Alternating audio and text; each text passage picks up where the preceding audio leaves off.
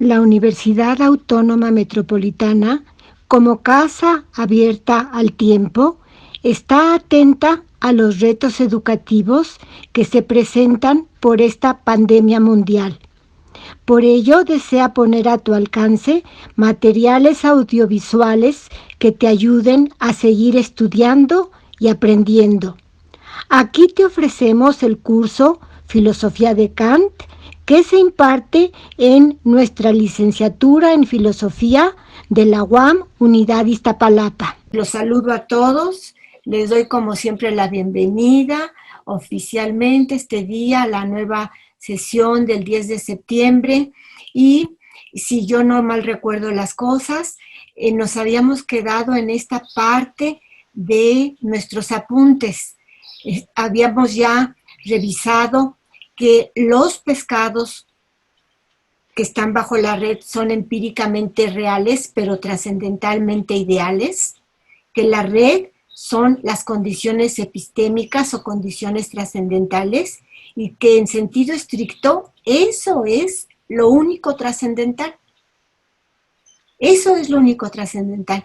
En sentido derivado, decimos que son trascendentales lo que está referido a nuestras condiciones epistémicas, es decir, los pescados.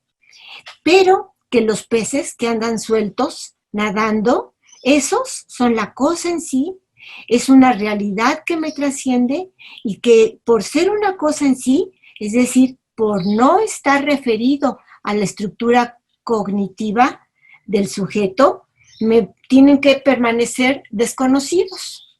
Creo que sobre esto todos tenemos claras las diferencias. Si hay alguien que no, es un resumen de una recapitulación de todo lo que nos ocupó la sesión pasada. Y entonces aquí la tengo de esta manera. Miren, apariencia en sentido trascendental son los fenómenos. Por eso yo puedo conocer indefinidamente cualquier cúmulo cada vez más agrandable, pero siempre de fenómenos. O cosas en tanto se las considera sometidas a las condiciones de la sensibilidad humana. En cambio, cosa en sí, en sentido trascendental, son las cosas independientemente de las condiciones de nuestra sensibilidad. Son lo que Kant va a llamar el noúmeno, en sentido negativo. En sentido negativo porque aquí estamos subrayando este no. Es decir, no es objeto de nuestra intuición.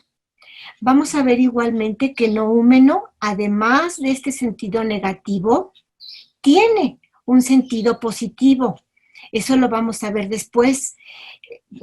Nada más ahora, para no dejarlo en total oscuridad, les digo que la palabra noúmeno viene de la raíz griega nous. Nous significa entendimiento o razón. Entonces, en su sentido positivo, noúmeno es lo inteligible, lo que se capta con nuestro entendimiento o con la luz de nuestra razón. En cambio aquí no estamos hablando de noúmeno en un sentido positivo, sino noúmeno en un sentido negativo como algo que no dice referencia a la red. Son estos peces que andan libres, nadando en total libertad en el océano y que no están sujetos bajo mi red, dominados bajo los hilos de la malla de la red. Entonces, por eso ponemos aquí idealidad en sentido trascendental son las condiciones necesarias y universales del conocimiento. Son las condiciones a priori de nuestro conocimiento.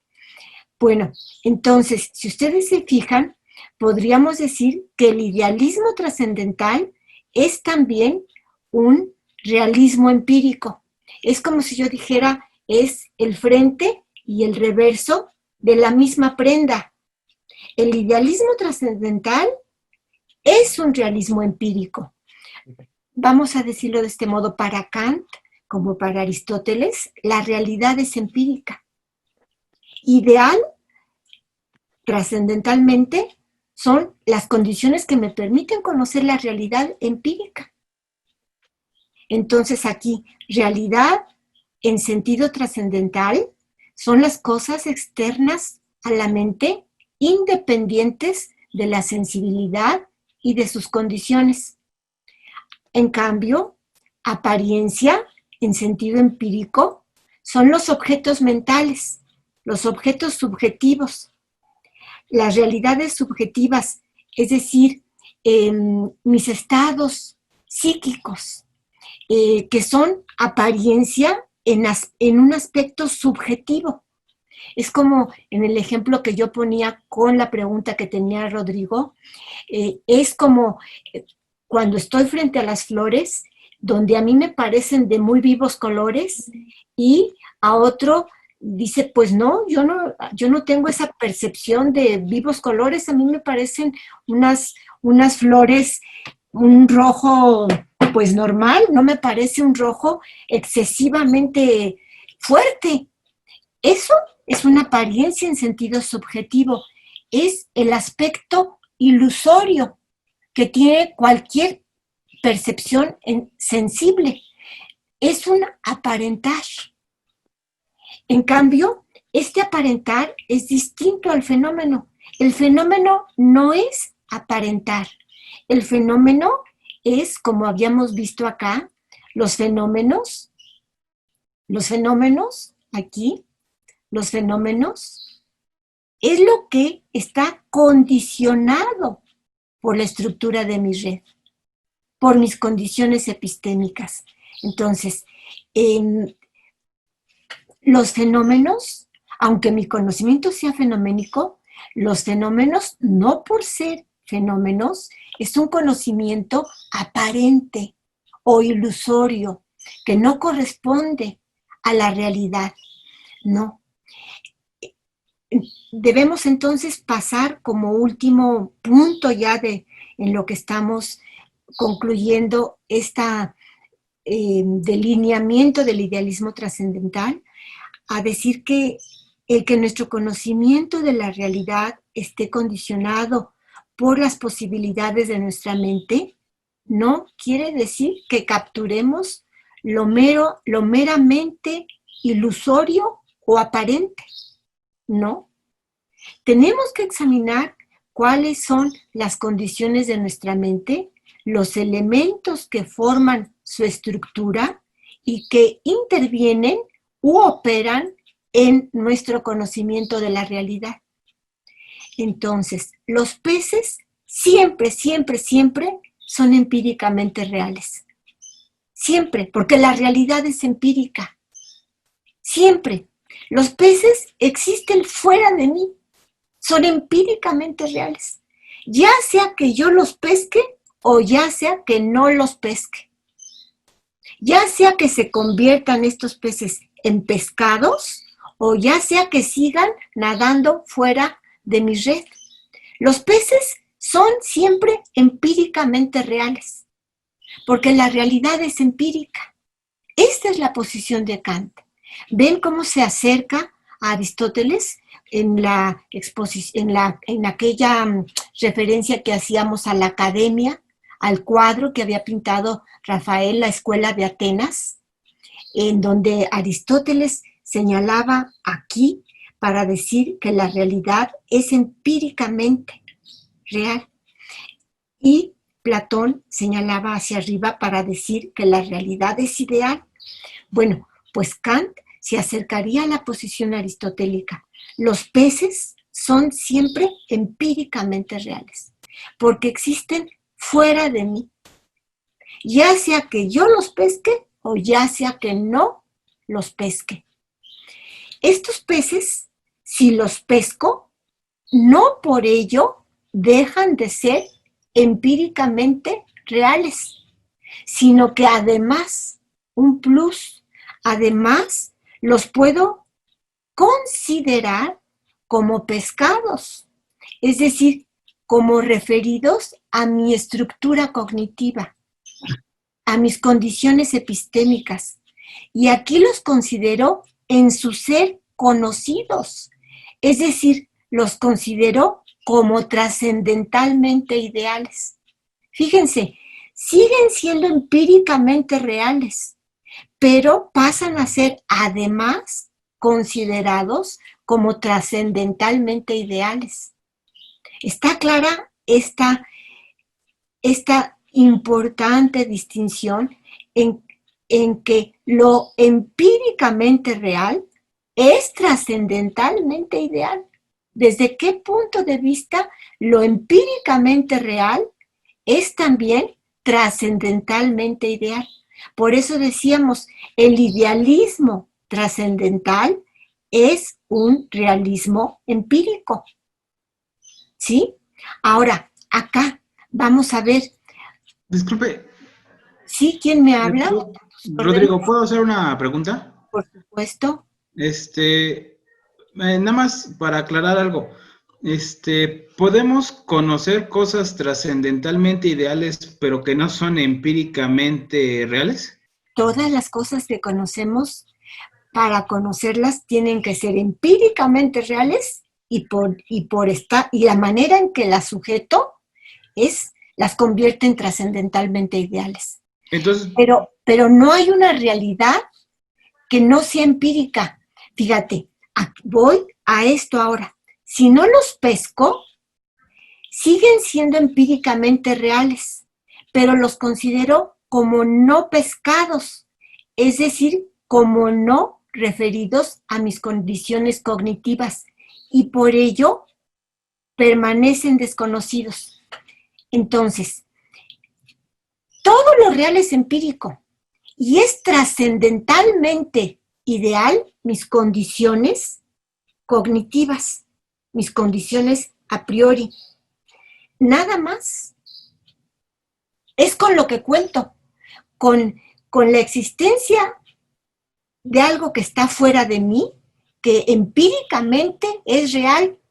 Cuando eso, por ejemplo, mi imaginación de lo que pesqué, cuando yo estoy hablando de este objeto que tengo adentro de mi mente, es ideal, pero no trascendentalmente ideal, es ideal empíricamente.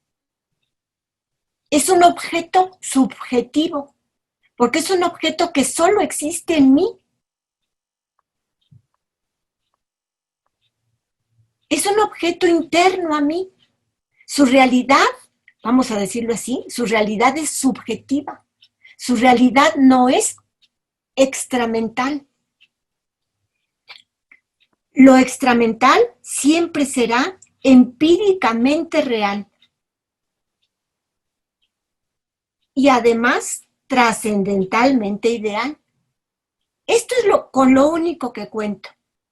Claro que sí cuento también con estos otros objetos acá dentro los que están en la mente del pescador, estos que están aquí, a ver dónde tengo la flecha, estos, lo que está en mi mente o dentro de mí son empíricamente ideales. Son objetos subjetivos, son estados mentales, son representaciones subjetivas. Desde el punto de vista empírico son ideales, no son reales desde el punto de vista empírico. Desde el punto de vista empírico, lo único real es esto. Desde el punto de vista empírico, lo único real es esto. Esto que está aquí ya es, por estar fuera de mi mente, por no estar aquí, empíricamente reales, pero además trascendentalmente ideales. Estos están fuera de mi mente, ¿sí o no? Estos pescados. sí. Estos pescados están fuera de mi mente. Por ello son empíricamente reales.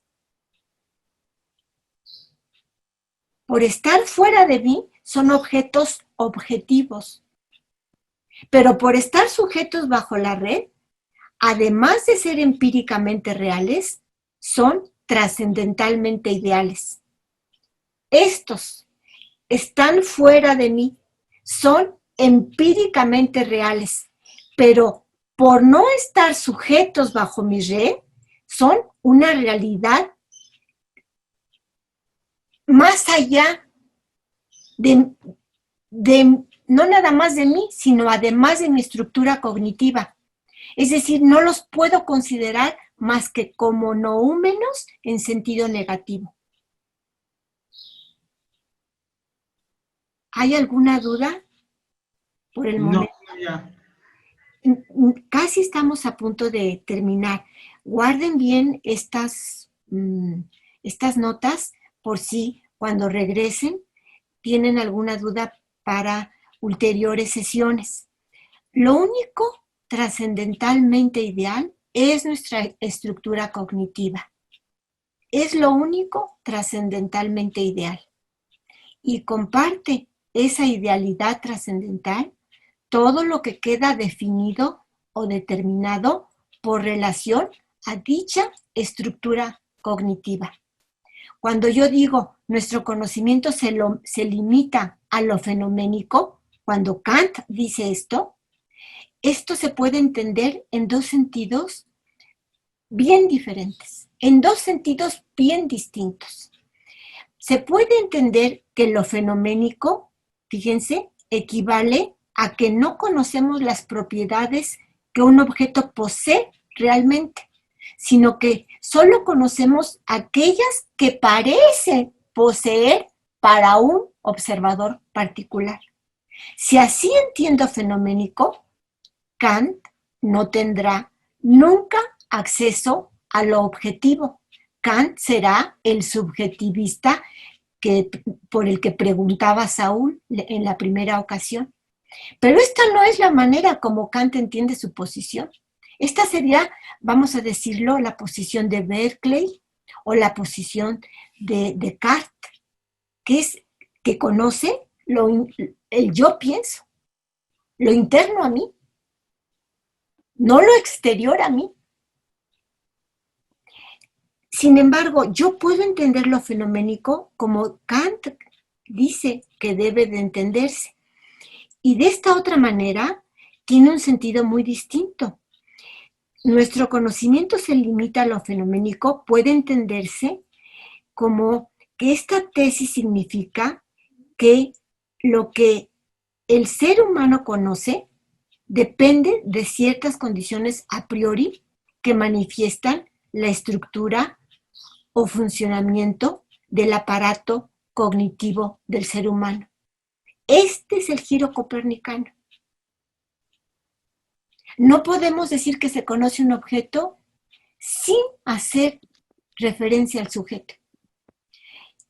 En este lado de la columna, aquí, cuando estoy en esta posición, fenoménico se está entendiendo en un sentido empírico, es decir, como un contenido mental subjetivo, como esta parte del pescador, lo que está dentro de mí, mis objetos subjetivos. Pero Kant no está entendiendo lo fenoménico de este modo. Kant está entendiendo lo fenoménico como lo empíricamente real y trascendentalmente ideal. ¿Sí? Entonces, vengo aquí nuevamente. Aquí se están entendiendo como contenidos mentales. Y según esta interpretación de lo fenoménico, Kant sería un escéptico. Kant no habría dado un paso hacia fuera de mí a un mundo objetivo de objetos externos extendidos fuera de mí en el espacio y en el tiempo, podríamos decir, ¿verdad? En cambio, aquí, si entendemos fenoménico en esta otra significación, aquello que manifiesta la estructura cognitiva del sujeto, estas condiciones no determinan el cómo nos aparecen empíricamente los objetos. Es decir, no son condiciones del aparecer empírico, son condiciones o requisitos que tiene nuestra mente para conocer algo como objeto en general, no de manera subjetiva, sino como objeto colectivo al conocimiento del ser humano en general, como objeto en general y conocido por los seres humanos en general, conocido por todos los seres humanos, porque todos compartimos la misma estructura cognitiva. Todos tenemos sensibilidad, todos tenemos 5 sentidos, todos tenemos imaginación, todos tenemos entendimiento, todos tenemos memoria, todos tenemos razón. Todos compartimos la misma estructura cognitiva. ¿Dudas o preguntas por el momento? Yo tengo una. ¿Adicional? Sí, esa estructura cognitiva que está asociada al ser humano, o sea, mi pregunta es si los animales no tienen, o sea, tienen otra estructura cognitiva o tienen otra estructura de las cosas que nos permiten, la psicológica, o sea, a lo que me refiero es si la estructura cognitiva sería propia de cada ser que pudiera tener razón, pero que estaría constreñida por las capacidades psicológicas de ese ser. Ajá. A ver, voy a tratar de contestarte. Los animales comparten con nosotros una parte de nuestra estructura cognitiva, la sensibilidad, pero y no comparten otras partes de nuestra estructura cognitiva, como por ejemplo la razón o la capacidad de formar conceptos abstractos o ideas. Esa no la comparten. O la comparten de manera muy incipiente, de manera muy limitada, por una parte. Además de que no comparten en su totalidad toda nuestra estructura cognitiva, la parte que sí comparten con nosotros, la sensibilidad, la comparten de una manera diferente a la manera como se relaciona nuestra sensibilidad con el resto de nuestras facultades. En los animales su sensibilidad se relaciona con el resto de sus facultades, como por ejemplo la memoria, de una manera distinta a cómo se relaciona en nosotros la sensibilidad respecto de la memoria. Porque, por ejemplo, ellos y nosotros podemos formar el hábito psicológico de estímulo-reflejo. Pero para nosotros podemos darle un sentido adicional al estímulo-reflejo. El animal hasta cierto punto llega a compartir estímulo-reflejo, pero no asocia ese estímulo-reflejo a otra idea más abstracta, o si la relaciona a una idea más abstracta, no es a un concepto totalmente abstracto como el que forma el entendimiento o como el que forma la razón. Y es por eso que no tienen un lenguaje absolutamente abstracto. Un lenguaje conceptual total y puramente abstracto, como es el que llega a tener el ser humano. No sé si te contesto con esto. Mira, incluso podría yo decir, mi ojo se parece en parte al ojo de la cámara, pero la visión que representaría el ojo de la cámara no es la visión del ser humano, porque esta sensibilidad y aquella está compartida en el ser humano de una forma diferente a la manera como los datos que recibe la computadora los transforma gracias a un proceso de un programa. Aquí yo transformo estos datos que me vienen de la sensibilidad a un programa súper mucho más complejo. Quizá no en velocidad, quizá me pueda ganar en velocidad la computadora, pero yo proceso los datos de la sensibilidad hacia atrás, hacia la memoria y hacia el futuro. Y hacia el futuro no solo en mi imaginación, sino además unido a otros conceptos abstractos. Y a otros conceptos abstractos que ya conozco y a otros conceptos abstractos que todavía estoy en vías de conocer. Es decir, yo puedo unir esta sensibilidad a lo que desconozco, a lo que aún me permanece desconocido. Y es entonces cuando creo algo nuevo en el conocimiento o algo nuevo en el arte o algo nuevo en mi imaginación. La computadora, podemos decir, la computadora sintetiza de una manera algorítmica, de una manera probable. La computadora sí hace nuevas combinaciones, pero con el material dado. Y te entrega nuevos elementos que en realidad no son creados, no son radical y completamente nuevos. La radical espontaneidad de generar algo que no sea una simple probabilidad que puedo generar cuantitativamente, la posibilidad de generar un conocimiento nuevo cualitativamente distinto, eso es propio de un agente totalmente espontáneo. Es decir, eso es propio de un agente que es capaz de volver totalmente sobre sí mismo, hacer una reflexión completa sobre sí mismo y conocer cuáles son las estructuras con las que está conociendo. Mira, por ejemplo, el programa que yo estoy usando ahorita de Zoom, Zoom no puede aplicarse a Zoom. Yo uso Zoom para verlos, pero Zoom no puede ver a Zoom. Yo no puedo con Zoom ver Zoom. Zoom no puede volver completamente sobre sí. Eso es lo que nos dice Aristóteles, remontándome muy hacia atrás, por lo que lo encuentro parecido a Kant.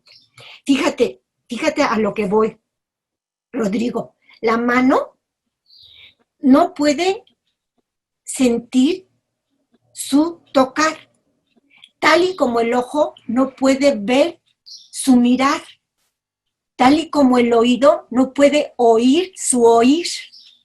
¿Sí? ¿Qué te quiero decir con esto? Que los sentidos no pueden hacer una vuelta completa absolutamente sobre sí mismos porque la materia se los impide. Si nosotros queremos hacer una reflexión total del sujeto sobre de sí y notar cuál es la estructura de todas nuestras condiciones epistémicas, necesitamos un sujeto totalmente activo, totalmente espontáneo, para hacer esta vuelta completa, reflexiva sobre nosotros mismos. Por ejemplo, volviendo al ejemplo que tú me dices del animal. El perro, que yo les he dicho que soy amante de los animales, el perro sabe que cuando tiene sed, el agua apaga su sed. El perro sabe que cuando tiene hambre, las croquetas apagan su hambre. Es decir, el perro P sabe que Q. El perro sabe que Q. El perro hace una vinculación entre él y las croquetas, o el perro sabe que A, que hay una relación entre el agua y él. Pero el perro no sabe que él sabe que está haciendo un vínculo entre él y el agua. Eso no lo sabe el perrito. El perrito no reflexiona y dice, yo sé que estoy vinculando mi subjetividad con un objeto fuera de mí. Yo sé que sé. No sé si te contesto. Tal y como la cámara que me está viendo, no puede decir, yo sé que estoy viendo a Dulce María Granja. Yo sé que sé. Sí, o sea, ya entendí, ya se me aclaró la duda que tenía. Se te aclaró. Ujú. Bueno, Saúl, mi ayudante, tomador de tiempo, tengo tiempo para empezar la estética trascendental o para resolver más preguntas antes de dar lugar a las presentaciones que vamos a tener el día de hoy. Sí, profesora, tenemos tiempo todavía. Muy bien. Entonces, doy por cerrado el segundo capítulo de la clase de Historia de la Filosofía 7. Nuestro primer capítulo fue el planteamiento del problema y nuestro segundo capítulo fue ¿qué hay que entender por idealismo trascendental? Y contesto, un realismo empírico. Idealismo trascendental equivale a realismo empírico. Solo que es más famosa la frase el idealismo trascendental. Siempre que decimos Kant es el forjador del idealismo trascendental y no decimos Kant es un realista empírico. Doy por concluida esta segunda fase y ahora voy a pasar a una... Yo sí tengo una duda todavía. Vale. Sí, claro. Con el progreso de la ciencia, supongo, las condiciones epistémicas cambian radicalmente. Entonces, ¿cómo saber qué condiciones epistémicas son mejores que otras o que estamos usando unas condiciones adecuadas o válidas? Tiene que haber algún criterio, ¿no?, para separarlas.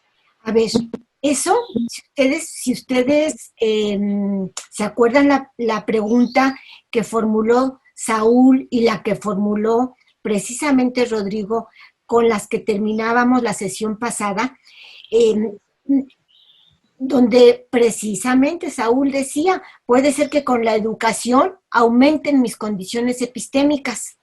Y Rodrigo decía, no, esto, la cosa en sí, lo que no dice referencia a mis condiciones epistémicas, lo que no puede ser conocido porque no dice referencia a las condiciones que me permiten conocer, esto siempre me va a permanecer desconocido. ¿Verdad que eso decías, Rodrigo? Bueno, entonces, yo les decía que están hablando de dos cosas distintas, tanto Saúl como Rodrigo. Rodrigo tiene la razón. Al decir, y yo les decía a ustedes que tan estamos hablando de dos cosas diferentes, que Kant usa dos palabras distintas para referirse a esto y para referirse a esto otro. Kant usa Grenze, es un sustantivo alemán que significa una frontera, un límite, como los que hay en los países. Grenze, algo inamovible, porque si yo lo muevo, pues estoy invadiendo y me estoy robando Texas, por ejemplo, ¿verdad? O al revés, me robé Texas, Nuevo México, etc. Son fronteras, ¿qué sucedería si cambio las fronteras del Río Bravo y las pongo más al norte? No puedo, ¿verdad? Es un límite. Se hace una guerra, podríamos decir, ¿verdad? Son fronteras inamovibles.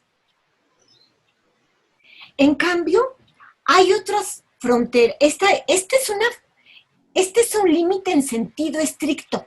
Este es un límite en sentido estricto. Grenze.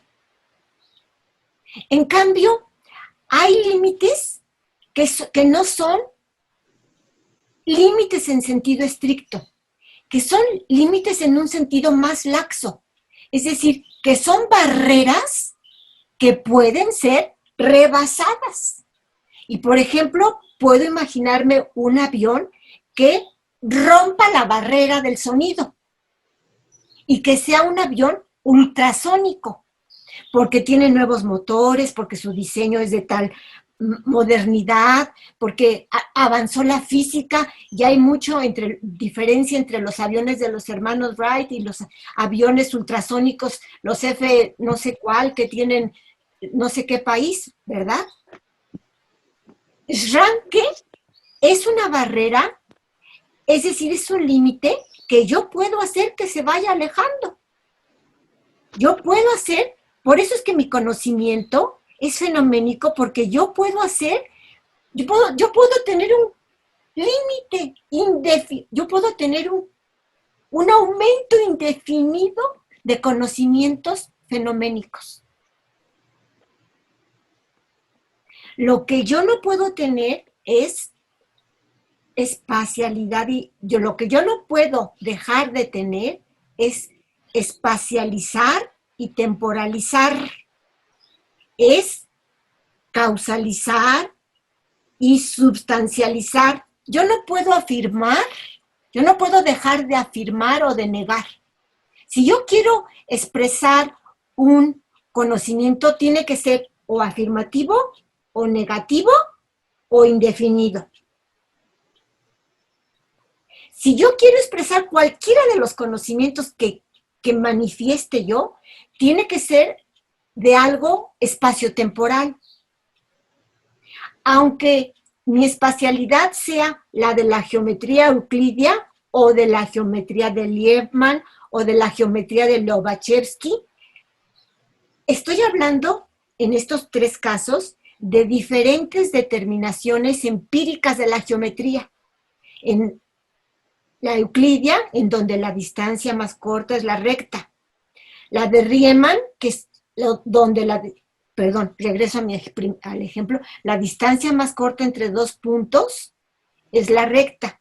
Pero en una geometría en donde la suma de los ángulos de un triángulo no es 180, que eso es propio de una euclidia, en donde la recta, la línea recta, sería la línea más corta entre dos puntos. Si yo no estoy en una geometría euclidia, sino que yo estoy suponiendo otra geometría, por ejemplo, una geometría en donde los ángulos internos de un triángulo suman más de 180. O bien, una geometría en donde los ángulos internos de un triángulo suman menos de 180. En esas distintas geometrías, como la de Riemann, como la de Lobachevsky, en esas distintas geometrías, la línea más corta es la cóncava o la convexa, ya no es la recta. Pero yo estoy aquí hablando de tres determinaciones empíricas del espacio distintas.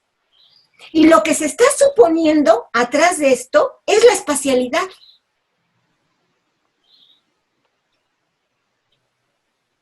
Cuando decimos que el espacio es una forma a priori de la intuición, no estamos suponiendo el espacio de Euclides, ni el de Liebman, ni el de Lobachevsky. No, a eso voy a entrar cuando explique la estética trascendental.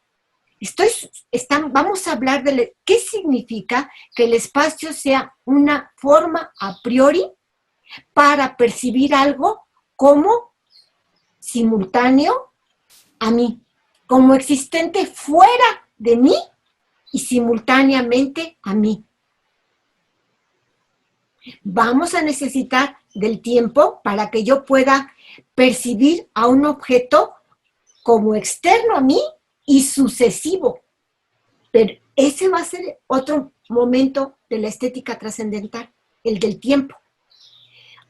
Ahorita lo único que me queda claro, creo yo, o que les trato de dejar claro a ustedes, es que espacialidad, tal como la expone Kant en la estética trascendental, no está vinculada forzosamente a la espacialidad euclidia, ni a ninguna otra concepción empírica del espacio, sino que es una condición previa para que yo pueda decir que tengo corporeidad y que me relaciono simultáneamente con algo que está fuera de mí y que es simultáneo a mí.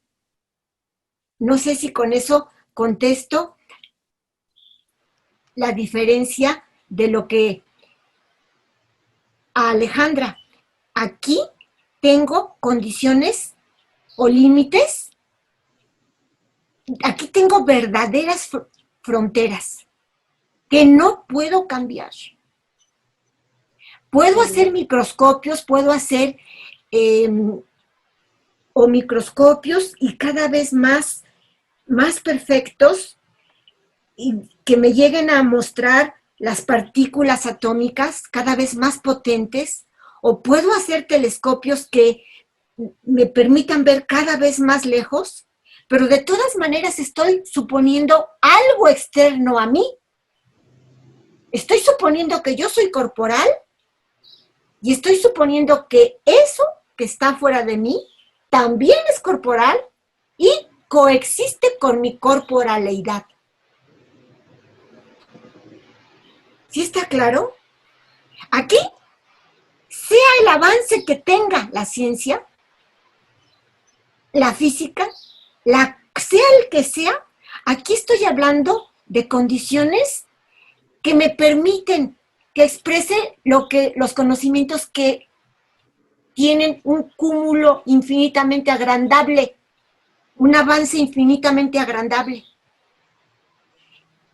Acá, esto es esa barrera que se puede franquear, que se puede romper. Esta no.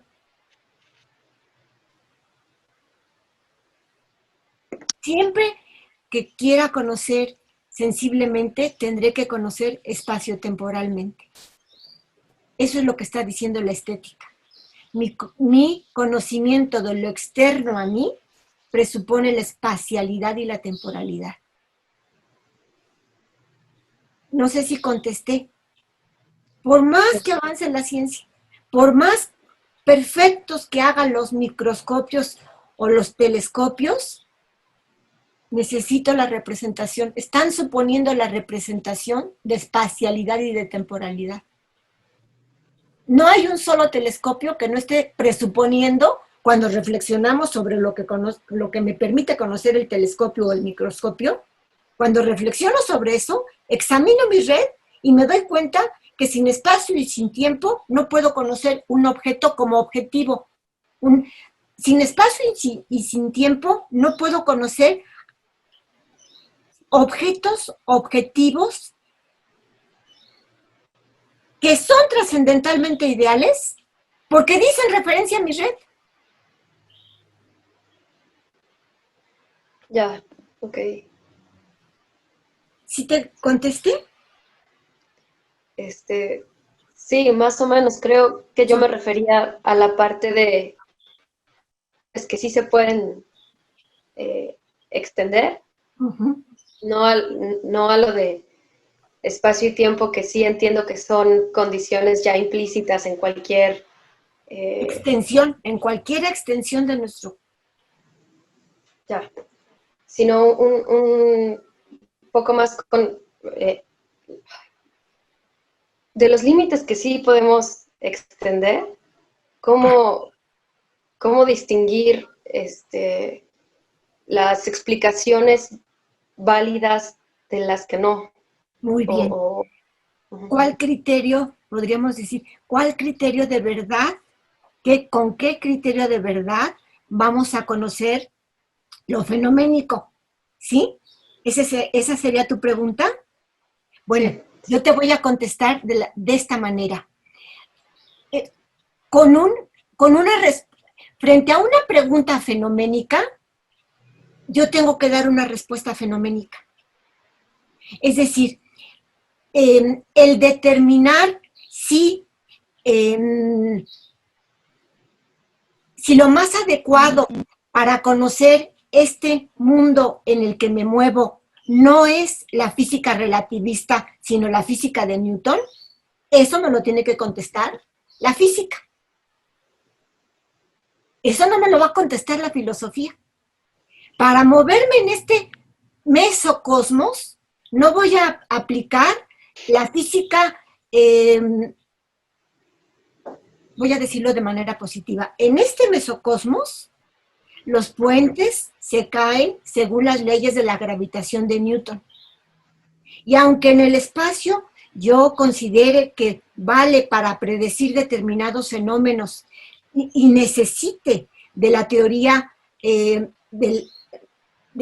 Einstein, la teoría de la relatividad de Einstein, que considera otro tipo de espacio. ¿Cuál espacio me voy a necesitar? ¿El euclidio o el relativista?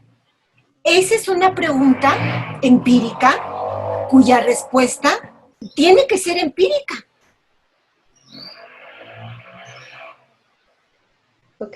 Eso te lo tiene que decir la ciencia. Esa no es la pregunta de la filosofía. O sea, a fenómenos empíricos tenemos que darles respuestas empíricas. Y lo que está haciendo Kant es haciendo una pregunta que no se está moviendo en el plano de lo empírico. Porque precisamente las condiciones que está marcando no son condiciones psicológicas. No son condiciones que nos manifiesten la génesis cronológica del conocimiento. Dice él que hay condiciones que las llama a priori, entendiendo por a priori no congénito, entendiendo por a priori aquello que hace posible que yo tenga un conocimiento de un objeto en general. Entendiendo por a priori aquellas condiciones que me permiten decir que estoy conociendo un objeto en general y por lo tanto lo puedo compartir con otros sujetos en general.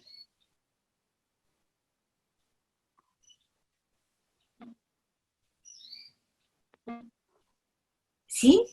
Bueno, yo decía, si de verdad estamos ante una respuesta que no son meras condiciones de hecho, sino que son condiciones de derecho de nuestro conocimiento, no son las condiciones de hecho, sino las condiciones de derecho, pues si esto es así, entonces Kant está dando un paso importante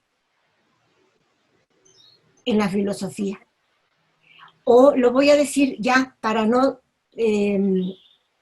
ser demasiado redundante, lo voy a decir de esta manera. No pensemos que al dar Kant el ejemplo de el que da en la crítica de la razón pura, la línea recta es la distancia más corta entre dos puntos, no pensemos que su concepción epistémica del sujeto, que su crítica de la razón pura, está sometida, está dependiendo de la física de Newton y de la geometría de Euclides. No pensemos eso. ¿Por qué? Porque estaríamos interpretando como condiciones psicológicas o empíricas aquello que ex profeso Kant sostiene que no se reduce su filosofía a nada de lo empírico. Okay. O sea, no podemos ignorar los pasajes en donde Kant dice que no está haciendo psicología, génesis empírica del conocimiento, que está haciendo algo diferente.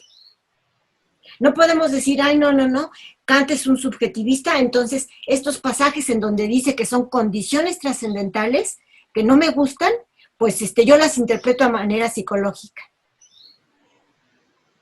Allí están esos pasajes y yo tengo que ver si Kant alcanza o no alcanza a cumplir el cometido que quiere alcanzar.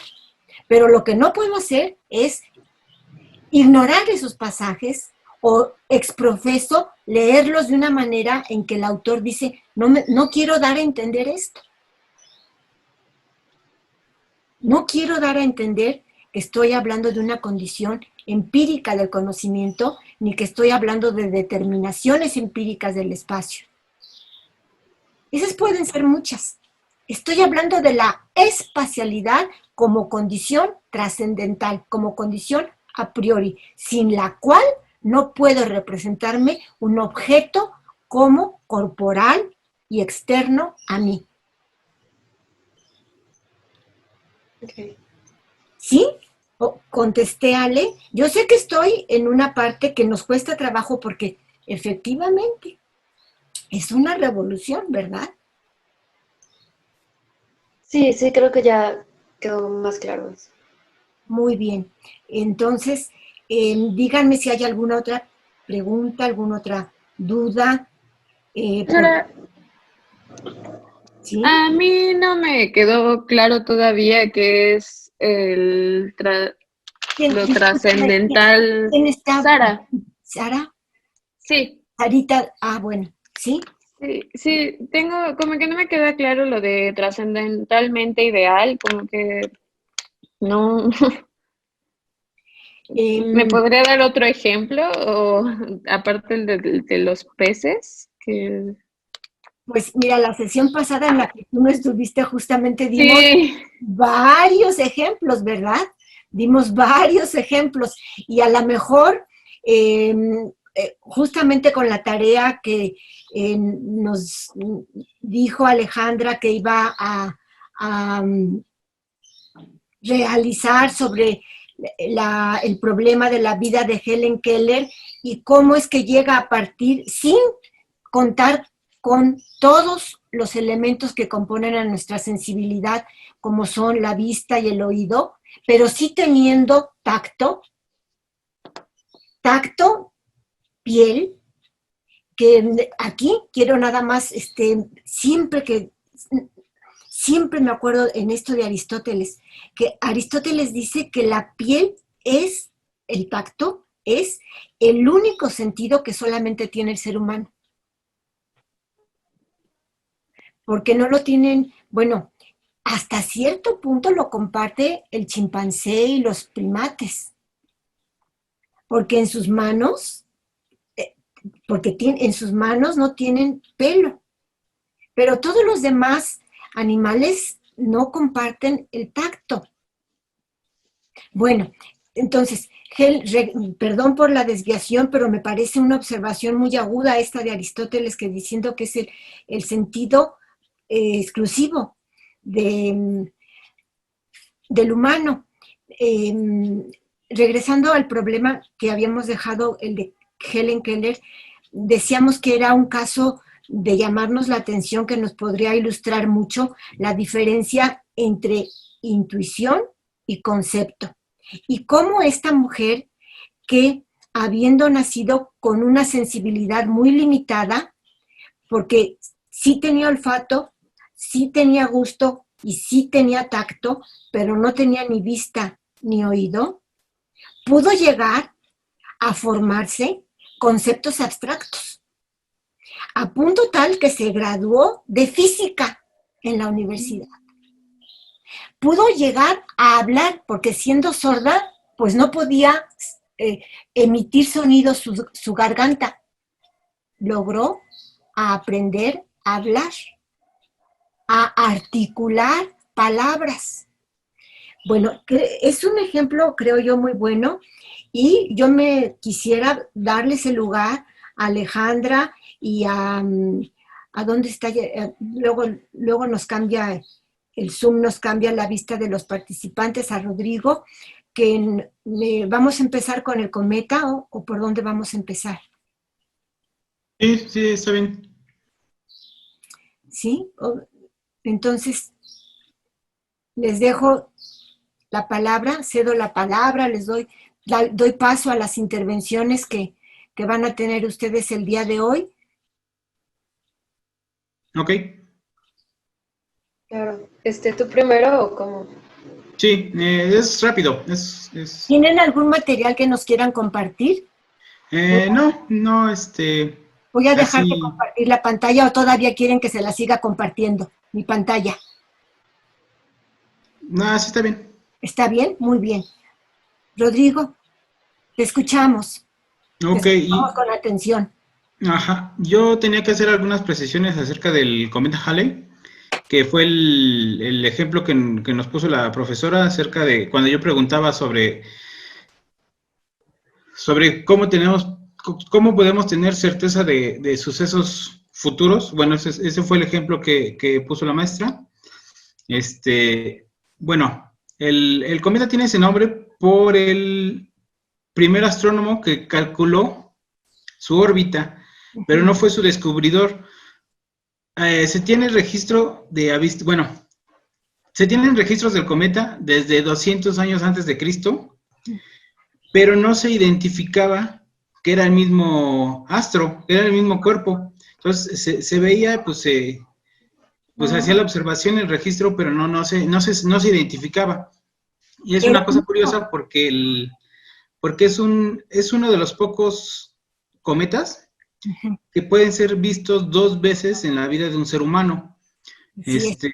Porque tiene una órbita corta y pues es luminoso. O sea, hay otros que pueden ser vistos, pero solo con telescopios. Con telescopios. Este señor Edmund Halley hizo el cálculo, él a partir de observaciones previas, él se dio cuenta que se estaba hablando de un mismo objeto, ya por eso se le nombró así. Hizo el cálculo, fíjate, Rodrigo, el cálculo, o sea, matemáticas. Sí, ahora sí que previamente no existían las matemáticas que hubieran permitido hacer ese cálculo, porque es calcular curvas, bueno, es calcular el área de curvas, sí. Y eso ya son cosas que pasaron después, Kepler, Newton. La matemática.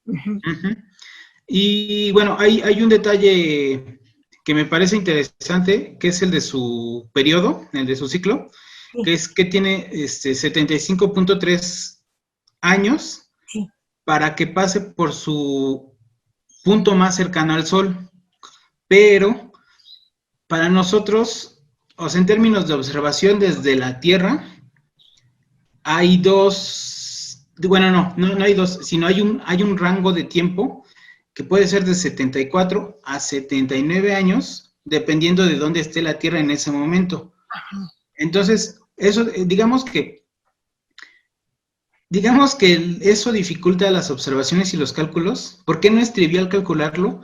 Porque ese cálculo se tenía que hacer tomando en cuenta la traslación de la Tierra. Exactamente.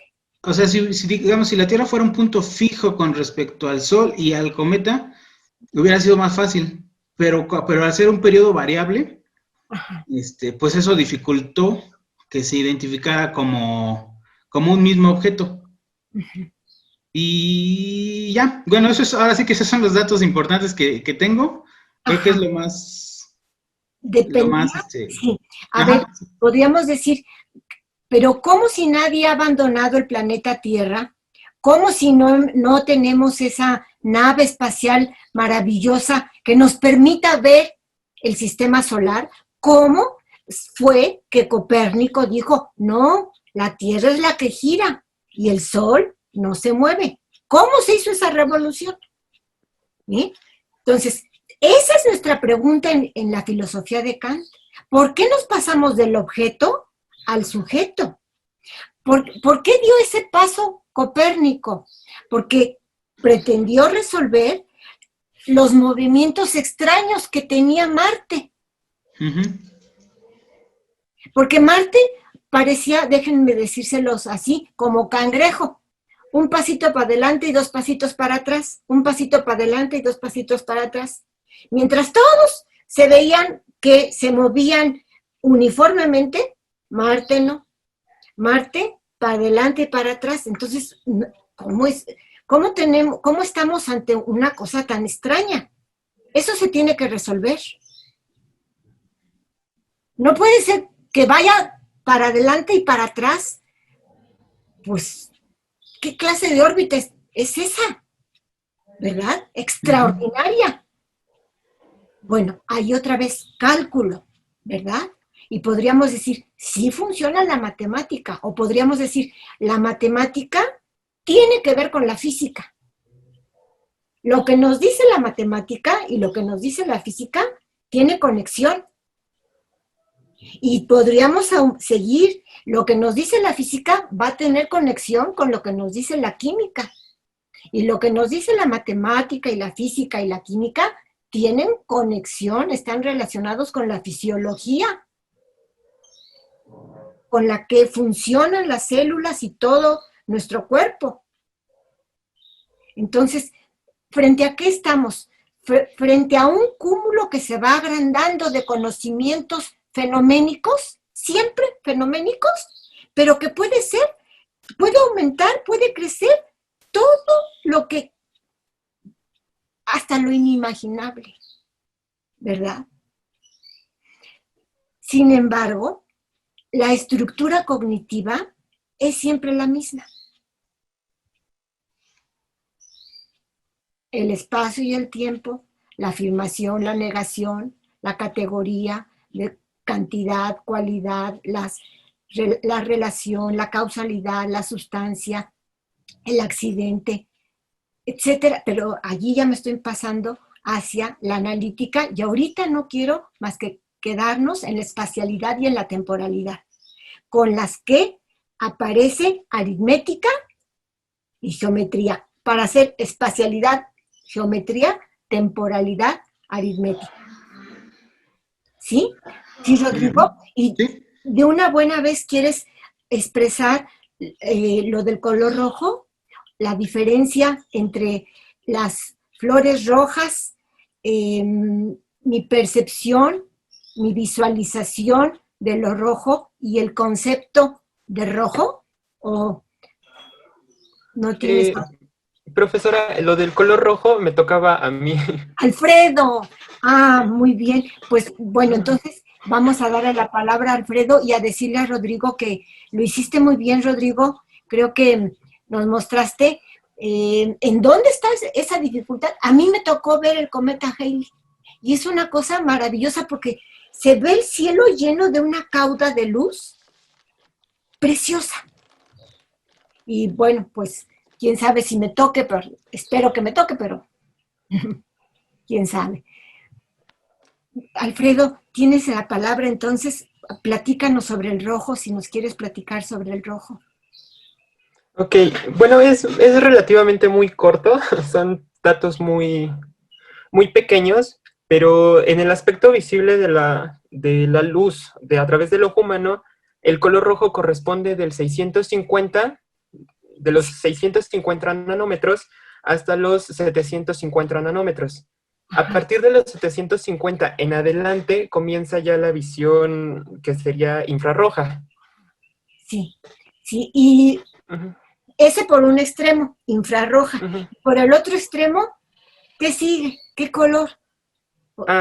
Si quiere le explico la recta completa. Claro, sí, explícanos, porque fíjate, creo que aquí justamente lo que vas a hacer es darnos conceptos abstractos de una onda luminosa que tiene determinada longitud y determinado número de vibraciones.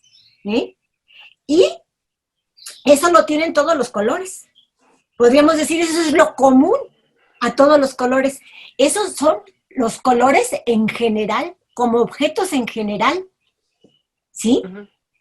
Bueno, entonces, para hacer referencia a aquella parte del apunte mío en donde decíamos que las condiciones trascendentales son las condiciones que me permiten conocer objetos como objetos en general, ¿verdad? Bueno, ahora sí, Alfredo, perdón por interrumpir Sí, no se preocupe. De los 400 nanómetros hacia abajo se encuentran las ondas ultravioletas. Y empieza la gama de colores púrpuras a azules oscuros.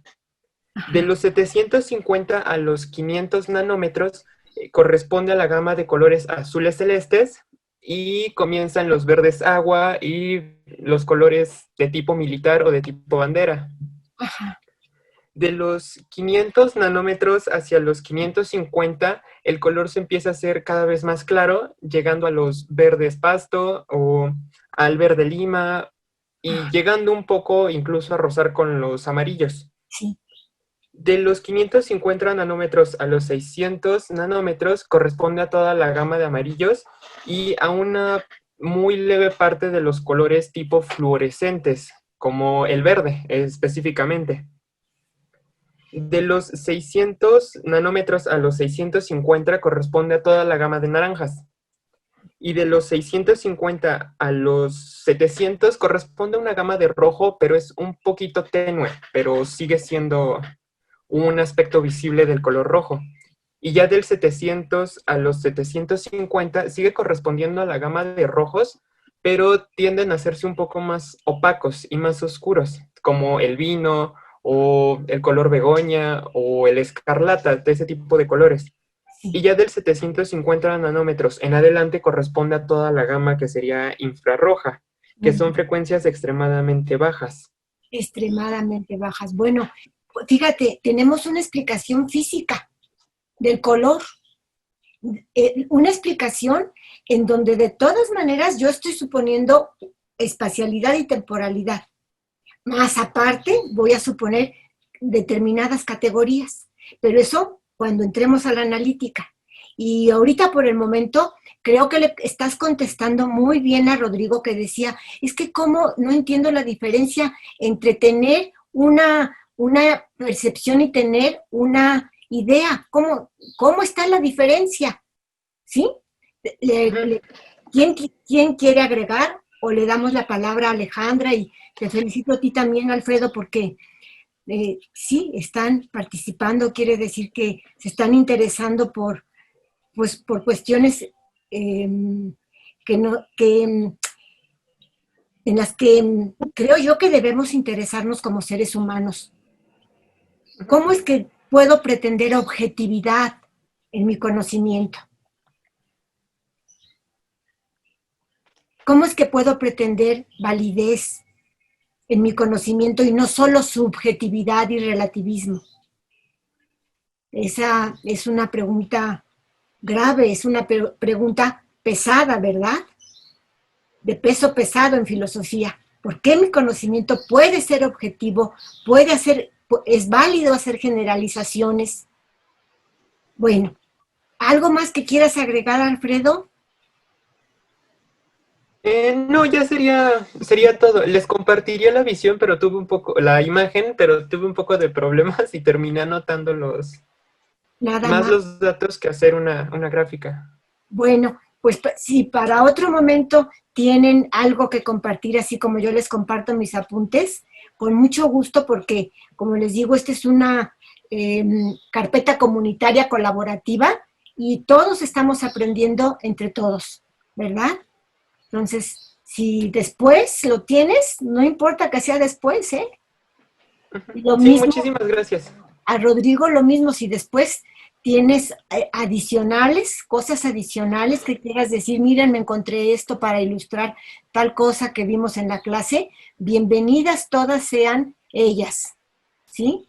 Entonces ahora creo que le va a tocar a Alejandra, ¿verdad? Ya, Sí, me parece que sí. Me parece que sí. Ale, sí. muchas gracias. Em, Muchas gracias, Alfredo, muchas gracias, Rodrigo. Ale, ¿ya estás aquí, Ale?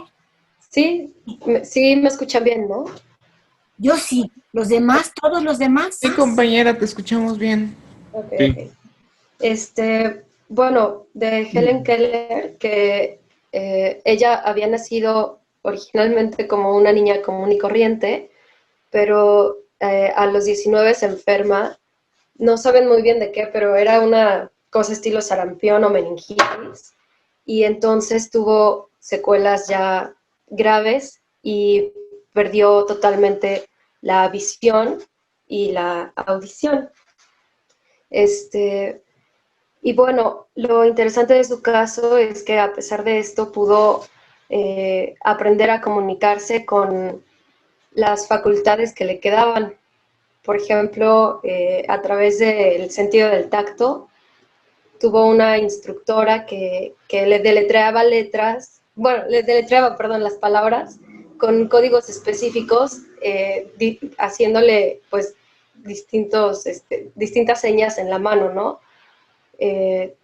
Bueno, esto era relevante para la clase porque de alguna forma muestra que la capacidad del lenguaje y la abstracción hacen que podamos entendernos en un nivel más allá de la mera subjetividad inmediata que nos dan los sentidos, ¿no? Sí. Y bueno, como decía la Miss hace rato, ella logró cursar una licenciatura en el Radcliffe College, un tipo con dinero que se dedicaba al petróleo le financió la educación y siempre es como un ejemplo de eso, de qué tanto no podemos entendernos y tener una vida funcional con las capacidades universales, más allá de la subjetividad inmediata. Sí, muy bien. Estás señalando lo esencial del asunto, porque no podemos prescindir de la sensibilidad. Voy a decirlo así, todas nuestras facultades, toda nuestra potencia cognitiva está, imagínense, cinchada por un cinturón, por algo, por un lazo, por una cosa que la aprieta, que es la sensibilidad. Somos seres espaciotemporales y no podemos desprendernos en lo que conocemos de la espaciotemporalidad. No podemos desprendernos, pero esto no quiere decir que nada más conozcamos espacio-temporal, que nuestra única forma de conocer sea lo que el espacio y el tiempo nos muestran. No podemos desprendernos de nuestra sensibilidad, pero sí podemos ir más allá de ella, con el entendimiento, con la razón. Pero siempre tendremos conocimientos que al fin de cuentas, para que sean reales, tendrán que tener un referente en lo empírico. Si un conocimiento es real, debe de tener referente en lo empírico. ¿Dudas o preguntas? ¿Algo más que agregar por parte de Alejandra? ¿Qué te pareció a ti en lo personal este ejemplo? No, bueno, impresionante, sobre todo que lograra comunicarse con fluidez y que pudiera ser funcional en la vida práctica. Cosas que aparentan ser sencillas, tomaron mucho trabajo y tal, pero siempre está esa intención de comunicarse. Creo que fue lo que más me llamó la atención del caso de Helen Keller. Muy bien. Y la relación sentidos-entendimiento. Creo que allí es un caso que nos permite ver hasta qué punto el entendimiento necesita de los sentidos y en qué momento el entendimiento puede ir más allá de los sentidos, pero siempre que ha recibido un dato sensible. El entendimiento funciona sobre el dato de los sentidos. Puede ir más allá que los sentidos, sí, pero siempre que haya recibido un dato sensible. ¿Dudas o preguntas? ¿Otra más? ¿Nada más? Bueno, Dani, todo mundo, Sara, ahora no está Rebe, nada más Sebastián también ya se fue, pero en fin, ¿aquí está Sebastián? Sí, tengo la pierna arriba. Bueno, entonces, a mí no me gustaría empezar la estética trascendental ahorita y dejarla cortada. Me gustaría empezar en una clase nueva, la estética trascendental, como un capítulo nuevo, y entonces ahora mandarlos para que este fin de semana vean las 2 clases que tuvimos en esta semana y para que vean también el comienzo del cubo que nos ha hecho el doctor José Lira Rosiles, de Kant para la mano, el comienzo, el principio, aquella parte en donde se va a referir justamente a estas puertecitas, el espacio y el tiempo, que son las puertas con las que nos abrimos a lo que está fuera de mí. Si se hace necesario, yo voy a remachar un poco más la estética trascendental después, refiriéndome a por qué estas son las puertas de entrada. Las puertas de entrada a todo lo que es el interior de mi mente. Pero que si estas puertas están cerradas, ¿con qué trabajos? Helen Keller logró entrar al interior de su mente y cómo de todas maneras necesitó de espacialidad y de temporalidad. necesitó suponer espacialidad y temporalidad. ¿Sí? Entonces, yo creo que si ya no tenemos nada más que hacer, nos vamos a despedir hoy aquí. ¿Qué horas tienen por allí, Saúl? Y hay... Una 20. son una y media, casi Bueno. una y media. Entonces, pues para que se despejen un ratito, para que tengan también manera de revisar el cubo que vamos a hacer a ver de la estética y desearles un buen fin de semana. Vayan leyendo. ¿Sí? Entonces... Una pregunta, profesora. Sí, claro. El próximo martes vamos a tener sesión. De verdad. No, el calendario nos pone que el martes es 15 y la UAM lo tiene marcado como Día festivo, feriado, ¿no? día festivo. No nos vamos a ver el martes.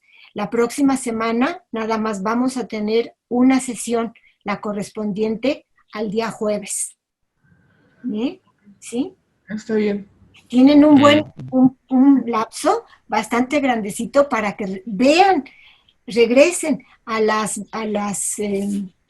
los videos que les estoy subiendo para que lo repasen. Allí están los apuntes y anoten cualquier cosa que les surja o que quieran presentar aquí ante todo el grupo. Es muy bienvenida. ¿Sí? Pásensela bien. Me va a dar gusto volverlos a ver. Gracias. Nos vemos Hasta pronto. pronto. Hasta pronto. Pásenla bien. Nos vemos. Hasta Hasta luego, luego. compañeros. Buen fin de semana. Buen fin de semana.